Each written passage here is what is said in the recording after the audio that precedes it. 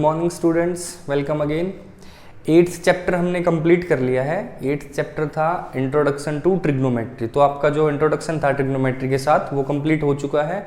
वो इंट्रोडक्शन करने के बाद अब हम नेक्स्ट टॉपिक पे बढ़ते हैं जो कि चैप्टर 9 है हमारा क्लास 10th में। ठीक है बिल्कुल रिलेट करके दोनों चैप्टर एक साथ, अगर मतलब मिक्स होते तब भी कोई प्रॉब्लम नहीं थी, लेकिन दो चैप्टर इसके बना दिए तब भी कोई दिक्कत नहीं है। दोनों टॉपिक इंपॉर्टेंट हैं एग्जामिनेशन पॉइंट ऑफ व्यू से भी और वैसे भी कॉम्पिटिटिव पॉइंट ऑफ व्यू से भी। क्लास 10th में भी आपके 2 क्वेश्चन 8 चैप्टर से आएंगे और एक क्वेश्चन 9 चैप्टर से आएगा। 9 चैप्टर ज़्यादा बड़ा नहीं है, एक ही एक्सरसाइज है इसके अंदर और इसमें हमारे 16 क्वेश्चन है, 2-4 एग्जाम्पल है, तो टोटल 20 क्वेश्चन मान के चलो। 20 क्वेश्चन में आपका ये चैप्टर 9 जो है वो कंप्लीट हो जाएगा। और इसमें ज़्यादा कोई एक्स्ट्रा फार्मूला भी नहीं है, जो हमने चैप्टर 8 में पढ़े थे वही सारी चीज़ें एज इट इज़ यहाँ अब अप्लाई करनी है। ठीक है, तो जो चैप्टर 9 है उसका नाम है some application of trigonometry. Application का मतलब होता है यूजेस।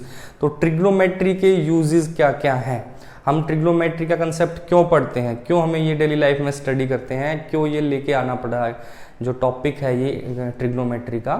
तो जो ट्रिग्नोमेट्री के यूजेस हैं वो यूजेस हैं, देखो मेडिकल लाइन में तो इसका कोई यूज नहीं है, कोरोना की वैक्सीन तो हम इससे बना नहीं सकते हैं। तो सबसे पहला जो यूज था ट्रिग्नोमेट्री का वो एस्ट्रोनॉट्स ने किया था। एस्ट्रोनॉट्स मतलब जो अंतरिक्ष में जाते हैं, उनने ट्रिग्नोमेट्री की हेल्प ली थी। ट्रिग्नोमेट्री की हेल्प से ही वो इस बात को फाइंड करने में सक्सेसफुल हो पाए थे कि जो डिस्टेंसेस है, जैसे हमें पता है कि अर्थ से सन के बीच का डिस्टेंस कितना है, आप साइंस में पढ़ते हो, तो ये डिस्टेंस कैसे मेजर किया गया था, कैसे मापा था डिस्टेंस। हमारे पास कोई ऐसा इंस्ट्रूमेंट तो था नहीं कि टेप वगैरह हो हमारे पास और हम माप लें, भाई एक आदमी अर्थ पे खड़ा हो जाए, एक सन के पास चला जाए और माप ली, ऐसे तो मेजर नहीं किया था। तो वो ट्रिग्नोमेट्री की हेल्प से ही मेजर किया गया था कि इन दोनों के बीच में कितना डिस्टेंस है, या कोई 2 और प्लैनेट है हमारे, अर्थ है, मरकरी है, इनके बीच में कितना डिस्टेंस है। ठीक है, तो ये सारी चीज़ें जो हैं ये ट्रिग्नोमेट्री की हेल्प से ही मेजर की जाती हैं। ठीक है, और डेली लाइफ में क्या जिसका मैप्स होते हैं, हम मैप पढ़ते हैं, मैप में भी इसका यूज होता है, डायरेक्शन बता देता है कि कौन सी चीज़ किस डायरेक्शन में कितना दूर है। ठीक है ना, हमें पता है कि कोई भी नॉर्थ पोल से साउथ पोल इतना डिस्टेंस हो गया, कैसे हुआ भाई ये, तो ये इस चीज़ों से मेजर किया गया है इनको। ठीक है ना, और बाकी कोई भी ऊंची बिल्डिंग है, आपके आसपास कोई ऊंची बिल्डिंग है, अगर हमें उसकी हाइट मेजर करनी हो, या जैसे अभी सरदार पटेल की जो मूर्ति बनाई गई थी गुजरात में, उसकी हाइट कैसे मेजर की गई, ठीक है, या कुतुब मीनार की हाइट कैसे मेजर की गई, या किसी पर्टिकुलर टाइम पे कोई एरोप्लेन कितने डिस्टेंस पे अर्थ से, मतलब नीचे जमीन से कितने ऊपर वो उड़ रहा है हमारा एरोप्लेन, वो एकदम से अगर हमने किसी पर्टिकुलर टाइम पे वो डिस्टेंस मेजर करना है तो वो कैसे करें। ठीक है, तो ये सारा जो काम है, ये सारा काम ट्रिग्नोमेट्री की हेल्प से पॉसिबल हो पाया है। ठीक है, तो वो कैसे पॉसिबल होता है वो हम अब ये जो चैप्टर 9 है इसमें काफ़ी सारी डेली लाइफ की प्रॉब्लम्स हैं, उनके साथ डील करेंगे तो आपको क्लियर होता जाएगा कि कैसे ये चीज़ें हमारे साथ हमारी लाइफ में आई और कैसे हमने इसका यूज़ किया है। ठीक है, तो कोई भी यूजलेस चीज़ नहीं है कि हम पढ़ रहे हैं कि 10th में हमारे मार्क्स आगे बात खत्म, नहीं। जो स्कॉलर्स होते हैं वो काफ़ी वर्क करते हैं ट्रिग्नोमेट्री पे, तो उसकी हेल्प से हम डेली लाइफ में भी काफ़ी हेल्पफुल चीज़ें कर पा रहे हैं ट्रिग्नोमेट्री की हेल्प लेकर। तो स्टार्ट करते हैं। जो बेसिक बातें हैं 2-4 बातें हैं इसकी, बाकी फॉर्मूले तो सारे जो हमने चैप्टर 8 में पढ़े थे वही एज इट इज़ यहाँ पढ़ने हैं। तो कुछ एक नए वर्ड हैं उनके बारे में आपको बता देता हूँ, कुछ एक बातें इसमें आती हैं, तो वो एक बार स्टार्ट कर लेते हैं। स्टार्ट करते हैं। देखो मान लिया कि कोई भी 2 पॉइंट है, एक पॉइंट है यहाँ पे P, एक पॉइंट है यहाँ पे, ये दूसरा पॉइंट मैंने O मान लिया, ये O पॉइंट हो गया, ये P पॉइंट हो गया। ठीक है, इन दोनों पॉइंट्स को मैं, हो सकता है कि मैं O पॉइंट पे, कोई भी आदमी O पॉइंट पे है और वो P को देख रहा है, ठीक है, या कोई आदमी P पॉइंट पे है वो O को मेजर कर रहा है। तो O और P हमने 2 पॉइंट ले लिए जो कि हाई लेवल, एक पॉइंट नीचे है और एक पॉइंट ऊपर के लेवल पे है कुछ। तो यहां लिख लेते हैं, let O and P are 2 points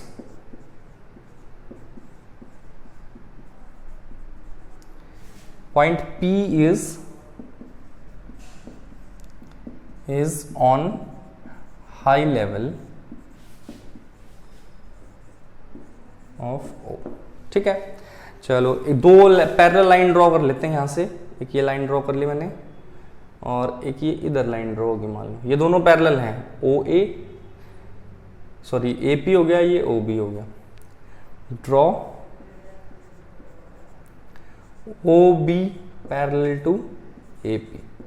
ठीक है, अब दो वर्ड आपको बार बार सुनने को मिलेंगे इस चैप्टर में, angle of elevation and angle of depression. ठीक है, तो मान लेते हैं let a person standing at O point पे कोई भी पर्सन या कोई भी कुछ भी स्टैंड खड़ा है आराम से, एंड वॉचिंग या measuring an object at P। कोई भी पर्सन है जो कि हमारा O पॉइंट के ऊपर है, यहां पे कोई आदमी है और यहां खड़ा होके वो P पॉइंट पे कोई ऑब्जेक्ट है या P पॉइंट को ऑब्जेक्ट मान के चलो आप, उसको देख रहा है। ठीक है, O पॉइंट पे खड़ा है, P पॉइंट पे खड़ी हुई चीज को देख रहा है, तो किसी मान लो कि यहां खड़ा है और ये ऐसे देख रहा है इसको। ठीक है, यहां से कोई आदमी इसको देख रहा है, तो ये जो लाइन है ना OP, इसको बोलते हैं line of sight. Line of sight. Then लिख देंगे इसमें हम, then OP is line of sight. OP के थ्रू देख रहा है, जिस लाइन के थ्रू किसी ऑब्जेक्ट को कोई पर्सन मेजर कर रहा है, तो वो लाइन क्या होती है? Line of site. ठीक है, जैसे हम अपने घर पे खड़े हैं, कोई एरोप्लेन जा रहा है, तो हम ऐसे खड़े होकर देख रहे हैं एरोप्लेन को, तो हमारी आईज से और उस ऑब्जेक्ट के बीच में जो लाइन है, उस लाइन को बोलेंगे लाइन ऑफ साइट। क्लियर? ठीक है, तो और ये कुछ एक एंगल बन गया यहाँ पे, angle POB is called angle of elevation. ये जो एंगल हमारा, ये क्या है? Angle of elevation. बात हुई क्लियर? कि हम नीचे खड़े हैं, नीचे खड़े होकर हम किसी ऑब्जेक्ट को जो हमारे से ऊपर है, हाई लेवल पे है, उसको अगर मेजर करते हैं, तो जिस लाइन के थ्रू मेजर कर रहे हैं उस लाइन को बोलते हैं लाइन ऑफ साइट। ठीक है, और जो एंगल जो नीचे जो हॉरिजॉन्टल लाइन है, यानी कि अगर हम खड़े होकर देख रहे हैं जमीन पे, तो जमीन के साथ और हमारी आईज के साथ, मतलब जो एंगल वो लाइन ऑफ साइट हमारी जमीन के साथ बनाती है, उस एंगल को क्या बोलेंगे? या हमारी आईज के साथ जो एंगल बनाती है उस एंगल को क्या बोलेंगे? Angle of elevation. ठीक है, अगर यहाँ कोई आदमी है, ये उसकी आईज है, तो ये हॉरिजॉन्टल लाइन हमने ड्रॉ कर ली, इसके साथ जो एंगल ये लाइन ऑफ साइट बनाती है, इस एंगल को क्या बोलेंगे? Angle of elevation. ठीक है, दूसरा वर्ड जो बार बार यूज होगा वो होता है एंगल ऑफ डिप्रेशन। ये एंगल ऑफ एलिवेशन की डेफिनेशन है। अगर पूछा जाए 1-2 नंबर में कि what is angle of elevation, तो आप ये स्ट्रक्चर ड्रॉ करके ये डेफिनेशन लिख देंगे। ठीक है, दूसरा तरीका कि मान लेते हैं लेट अब उल्टा, जैसे हम किसी प्लेन को देख रहे थे नीचे खड़े होके, हो सकता है ना कोई हमें प्लेन से भी देख रहा हो, बाकी ज्यादा ऊपर है तो दिखे ना, मान ले कोई हाई बिल्डिंग है, वो ऊपर से वो तो दिख जाएगी। ठीक है, एफिल टावर वगैरह है, तो नीचे से आदमी ऊपर देख सकता है, तो ऊपर से नीचे भी तो देख सकता है, या कोई ऊपर बिल्डिंग पे खड़ा है, नीचे किसी को मेजर कर रहा है, तो उस केस में क्या होता है? Let person standing at P and object is at O। तो इस बार जो ऑब्जेक्ट है वो O पॉइंट पे है और पर्सन P पॉइंट पे है। पर्सन यहां है, ऑब्जेक्ट यहां है, तो अब ये इसको कैसे मेजर करेगा? वो मेजर करने का तरीका मैं आपको दिखा रहा हूं कि पर्सन P पॉइंट पे है, ऑब्जेक्ट O पॉइंट पे, तो देखेगा तो इसी लाइन के थ्रू, यहां बैठ के यहां देख रहा है, तो लाइन तो यही हुई ना, लाइन ऑफ साइट। तो लाइन ऑफ साइट तो सेम होगी, OP is line of sight. OP is line of site. जिस लाइन के थ्रू देख रहा है वो होती है लाइन ऑफ साइट। दूसरा, इस बार एंगल बनाइए, इस एंगल को बोलेंगे एंगल ऑफ डिप्रेशन।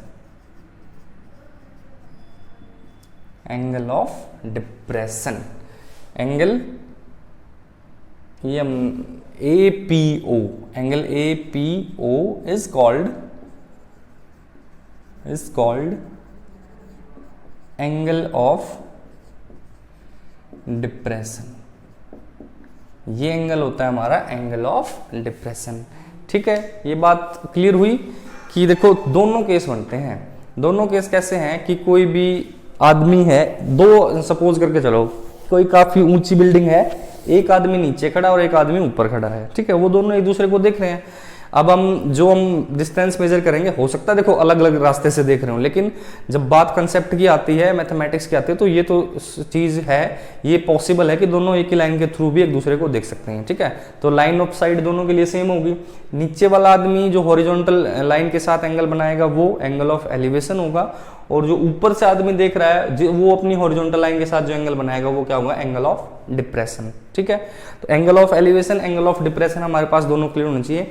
एक चीज और आपको दिख रही होगी कि ये एंगल, अब ये दोनों पैरेलल हैं, और ये चीज आपको 9th में बहुत बार पढ़ाई गई थी कि ये दोनों पैरेलल हैं, तो ये एंगल और ये एंगल अल्टरनेट एंगल होते हैं।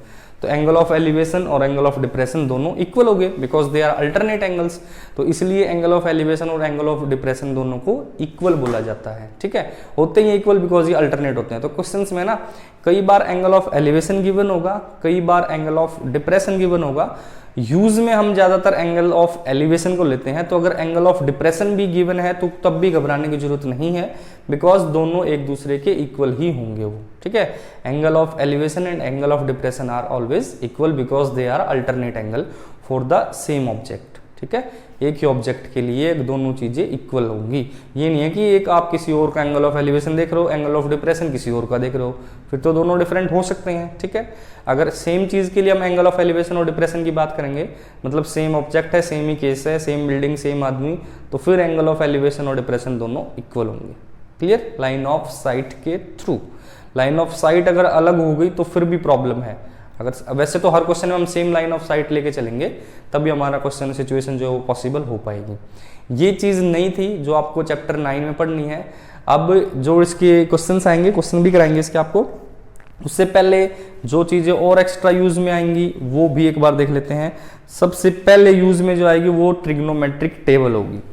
ट्रिग्नोमेट्रिक टेबल आपको 100% अब लर्न हो जानी चाहिए मेरे हिसाब से, तो कोई प्रॉब्लम आपको क्वेश्चन में नहीं आएगी। ठीक है, ट्रिग्नोमेट्रिक टेबल मैंने आपको ड्रॉ भी करवाई थी, उसका तरीका भी सिखाया था ट्रिग्नोमेट्रिक टेबल का कैसे ड्रॉ करते हैं, और एक बार फिर उसको ड्रॉ कर लेते हैं, एक बार आपकी रिकॉल हो जाएगी वो ट्रिग्नोमेट्रिक टेबल। ठीक है, तो कुछ स्पेशल एंगल लिए गए थे, साइन थीटा, कॉस थीटा और टेन थीटा। थीटा की वैल्यूज क्या क्या थी, 0 डिग्री, 30 डिग्री, 45 डिग्री, 60 डिग्री और 90 डिग्री। साइन 0 0 था, 1/2, 1/√2, √3/2 एंड 1।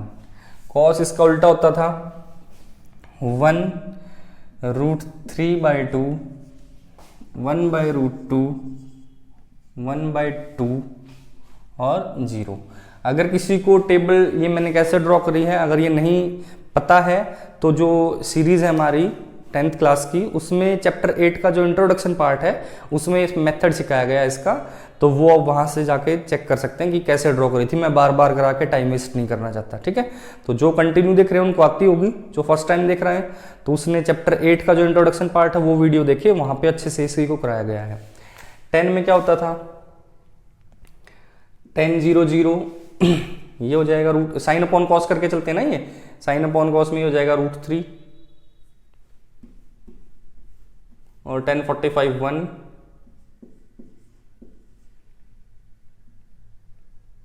√3 और ये नॉट डिफाइन। ज्यादातर क्वेश्चंस जो होंगे हमारे उसमें 10 थीटा का यूज होगा, 10 थीटा का यूज होगा। और इनके जो आपको ये भी याद कराए थे मैंने, sine theta, cos theta, tan theta, P B P H H B. तो ये perpendicular hypotenuse, base upon hypotenuse, perpendicular upon base. ये भी जो इंट्रोडक्शन पार्ट है चैप्टर 8 की जो फर्स्ट वीडियो बनाई थी उसमें है ये भी, तो यहाँ भी टाइम वेस्ट नहीं करूंगा मैं बार बार बता के। Sine theta perpendicular upon hypotenuse, cos theta base upon hypotenuse और tan theta perpendicular upon base. तो जो क्वेश्चंस आएंगे, एक मैं देखो ओवरव्यू देता हूँ क्वेश्चन कैसे होंगे कि मान लिया एक बिल्डिंग है या एक काइट है, एक काइट है भाई, है तो नहीं है पर मान के चलो कि एक काइट है, ये ग्राउंड लेवल है, ठीक है, ये जमीन है हमारी, थोड़ी और सीधी बना लेते हैं इसको। तो काइट है जो कुछ डिस्टेंस पे ट्रेवल कर रहा है, ठीक है, हमें चेक करना है कि वो जो काइट है वो कितने डिस्टेंस पे ट्रेवल कर रहा है। मान लिया कि ये काइट है, यहां कोई आदमी खड़ा है, ठीक है, कोई पर्सन है, पी बोल दिया इसको मैंने, ये काइट है, मतलब मेन हाइट इसकी यहां से मेजर करनी है ना हमें, तो ये जमीन है, ये लेवल है हमारा, तो यहां से ये परपेंडिकुलर ऐसे आ सकता है और ये हमारी ग्राउंड हो गया। तो देखो ये डिस्टेंस तो हम नहीं बता सकते थे, ये तो काफी ऊपर उड़ रहा है ग्राउंड से, लेकिन जो आदमी खड़ा है और ये जो जगह है इसके बीच का डिस्टेंस तो हम बता सकते हैं ना, ये डिस्टेंस तो हम आसानी से मेजर कर लेंगे। कुछ भी आ गया, मान लिया कि x मीटर हो गया ये, ठीक है, इसको यहाँ ज्वाइन कर लेते हैं, रफली है ये सारे काम, वैसे तो आसमान में तो ज्वाइन कर नहीं सकते। ये एंगल हम फाइंड कर सकते हैं। फाइंड कैसे कर सकते हैं, एक इंस्ट्रूमेंट होता है, इंस्ट्रूमेंट का नाम होता है थियोडोलाइट।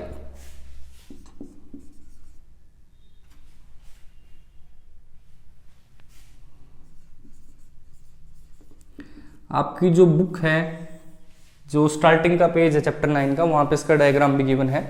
ये एंगल जो मेजर करते हैं ना, वो हम इसके हेल्प से करते हैं, ठीक है। आप इतने चौड़े मत हो जाना कि ट्रिग्नोमेट्री का चैप्टर पढ़ लिया और आपके गांव में कोई, शहर में कोई पतंग उड़ रहा है, आप उसका हाइट निकाल सको। ये एंगल पता होगा तब तो आप निकाल लोगे। तो इसकी, इस एंगल को फाइंड करने के लिए आपको इंस्ट्रूमेंट की जरूरत पड़ेगी। वो इंस्ट्रूमेंट शायद आपके पास अवेलेबल नहीं होंगे, लेकिन जो ये वर्क करते हैं, जो स्कॉलर्स होते हैं जिनका काम ही यही है, उनके पास तो सारी चीज़ें अवेलेबल होती हैं, तो उनके पास ये एंगल मेजर करने का जो इंस्ट्रूमेंट है उनके पास ये है, तो वो तो इसको मेजर कर सकते हैं। और जो प्रॉब्लम हमारी बुक में गिवन होंगे उसमें एंगल ये हमें मेजर करके देगा, कोई प्रॉब्लम नहीं है हमारे लिए, ठीक है। कुछ भी एंगल है, ये थीटा बोल दिया, यहां से यहां तक का हमने डिस्टेंस फाइंड कर दिया, ठीक है। यानी कि अगर इसको मैं ए पॉइंट बोल दूं, इसको बी पॉइंट बोल दूं। ट्रिग्नोमेट्री का पहला ही तरीका ये है कि जब भी बात करेंगे तो राइट ट्रायंगल में करेंगे, और राइट ट्रायंगल ड्रॉ करना डेली लाइफ में, प्रैक्टिकल लाइफ में कोई मुश्किल बात नहीं है। ये पतंग उड़ रहा था, यहां से हमने सीधी लाइन ड्रॉ कर ली, ठीक है, तो ये अपने आप ही लाइन तो सीधी ड्रॉ करेंगे, या कोई आदमी खड़ा होगा वो सीधा ही खड़ा होगा। तो हाइट तो मापनी होती है तो परपेंडिकुलर डिस्टेंस ही होता है। किसी भी चीज की हाइट मापोगे तो वो 60 डिग्री पे नहीं मापते कभी भी हाइट। हाइट तो हमेशा, हाइट का दूसरा मतलब ये क्या होता है कि वो परपेंडिकुलर डिस्टेंस ही है, ठीक है। तो ये हमने पता कर लिया, ठीक है, क्लियर हुई बात ये।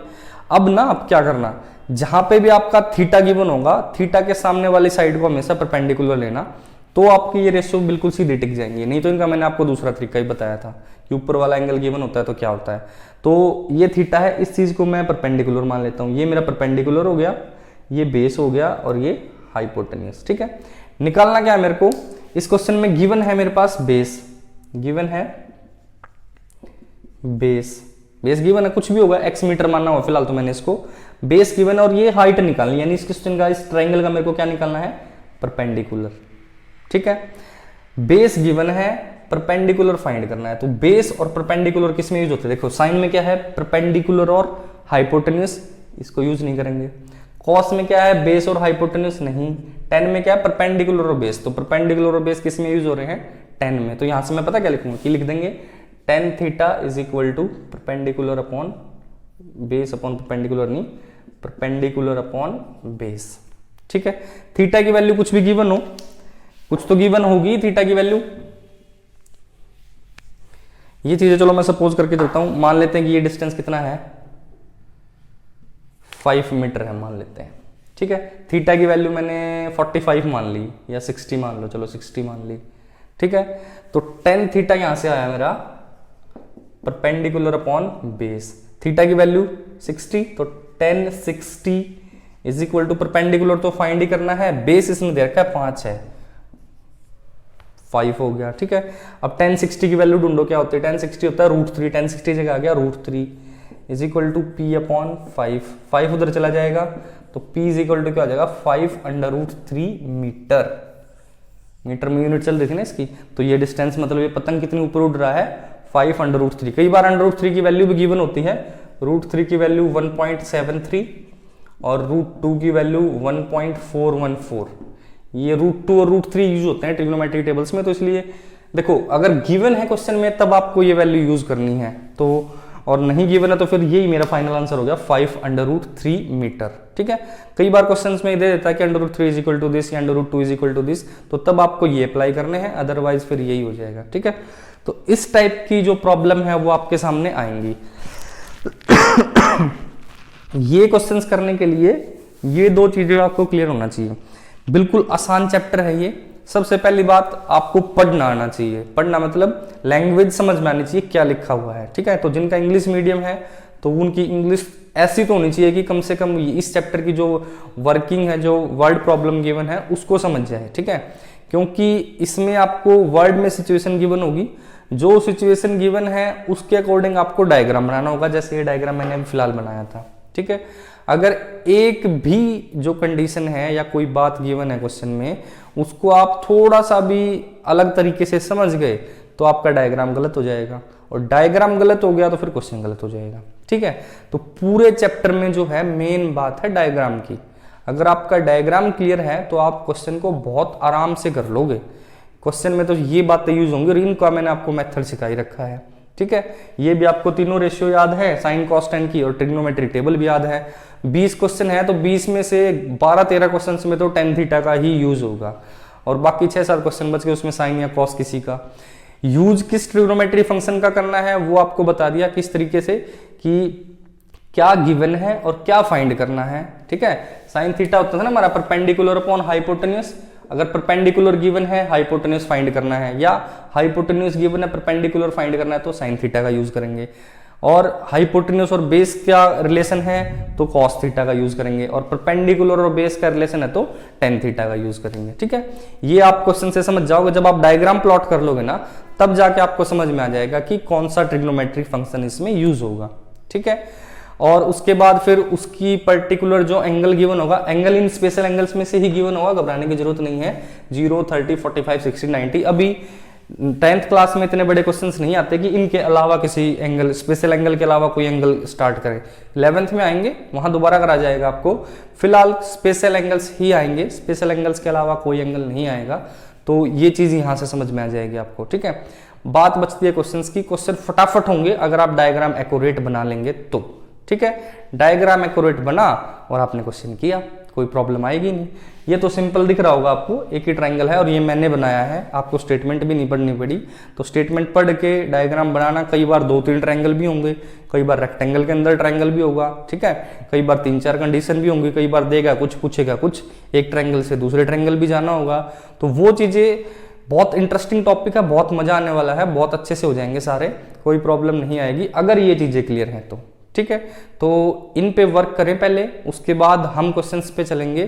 कोई 15-16 क्वेश्चंस हैं, कोई ज़्यादा नहीं, 3 लेक्चर में कंप्लीट कर देंगे उसको, और बहुत अच्छे अच्छे क्वेश्चन आएंगे डेली लाइफ से रिलेटेड। जब भी कोई भी प्रॉब्लम आती है मैथमेटिक्स की तो वो टॉपिक बहुत ही इंटरेस्टिंग होता है। वैसे तो पूरा इंटरेस्टिंग टॉपिक है मैथमेटिक्स में, लेकिन कई कुछ टॉपिक ऐसे होते हैं जिनका जो फिजिक्स से रिलेटेड करके मैथ्स में दिए जाते हैं तो उनमें इतना इंटरेस्ट बच्चे नहीं दिखाते हैं, लेकिन जो डेली लाइफ से रिलेटेड जो भी टॉपिक मैथमेटिक्स का आएगा उसमें इंटरेस्ट आता है। ठीक है, तो एक बार और मैं आपको बता दूं, चैप्टर 9 स्टार्ट करने वाले हैं हम नेक्स्ट लेक्चर से।